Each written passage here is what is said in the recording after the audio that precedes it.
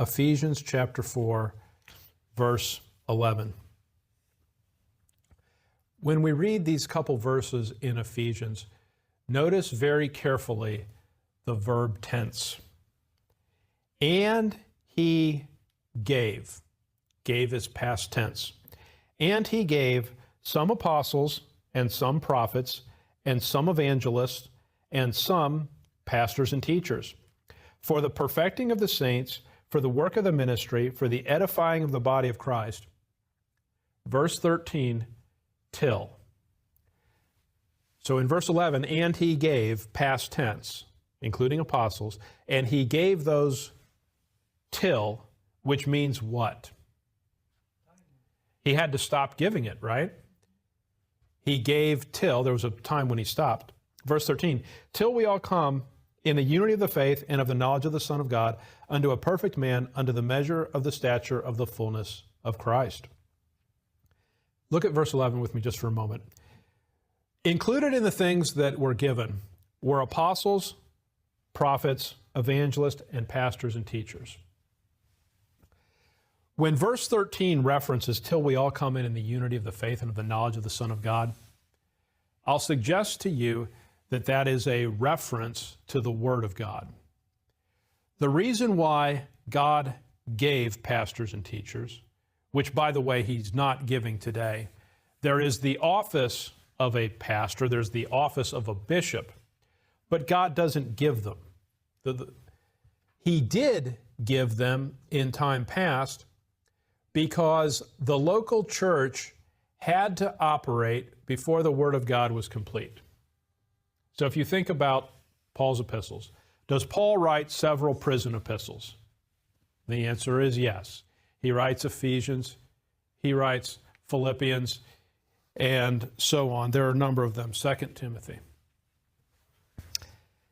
Well, think about this. What happens if you're part of the church of Philippi that started in Acts 16? And let's say you're a leader in that church. Do you say, hey guys, look, what I need you to do is just sit tight for about 25 years. Because if you just wait for a while, God will cause Paul to write the rest of the canon of Scripture, and then we'll know exactly what we should do, but just chill, okay? Just wait for a while, and then we'll know. Well, that's obviously ridiculous. They wouldn't have been equipped for the work of the ministry if they had to do that. What are they supposed to do for those 25 years with the Word of God incomplete? So what God did is He gave them pastors and teachers who were able to instruct them in proper doctrine until the canon of Scripture was complete. Once the canon of Scripture was complete, God gave everything that He was going to give. Was there a need for pastors and teachers as a spiritual gift? No, there wasn't, and the gift ceased. Now, what that means today is that we're going to have to work. Wouldn't it have been nice to be one of those pastors that was given in Ephesians 4?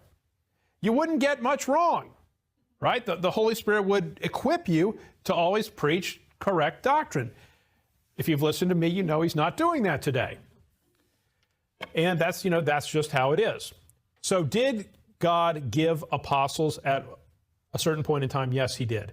He gave them, and they were continued to be given. They continued to be given until the completion of the canon. But once the canon was complete, God stopped giving apostles.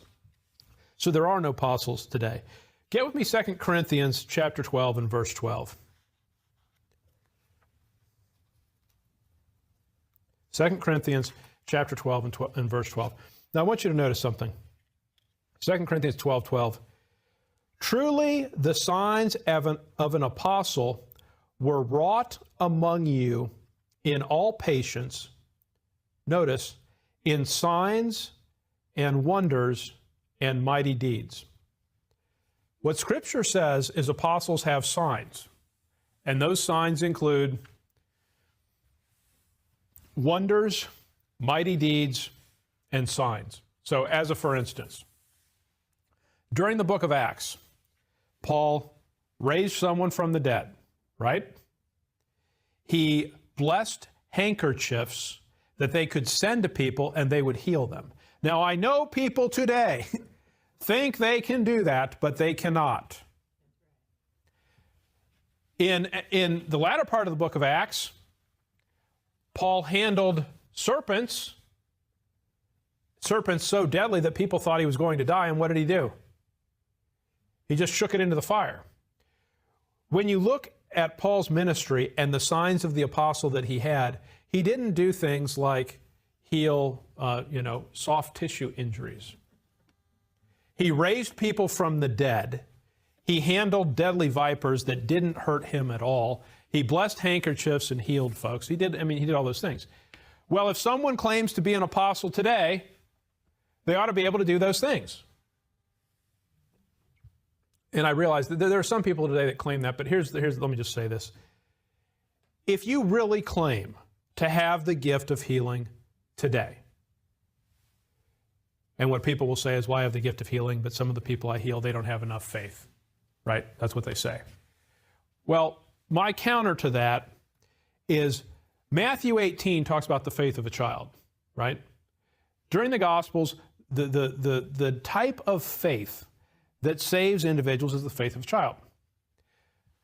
So instead of using the excuse that you can't heal people because they don't have enough faith, if you're an apostle or if you have the gift of healing, let's just go to a children's hospital because they have enough faith. And when we go there, you can persuade me of your gift because we'll just go room to room. You heal them. They'll walk out. They'll be happy. I'll be happy. I'll sing your praises, right? We'll put you on our website. We'll support your ministry.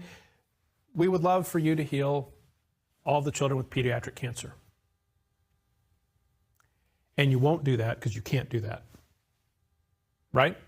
And we all know it. And it's just fraud.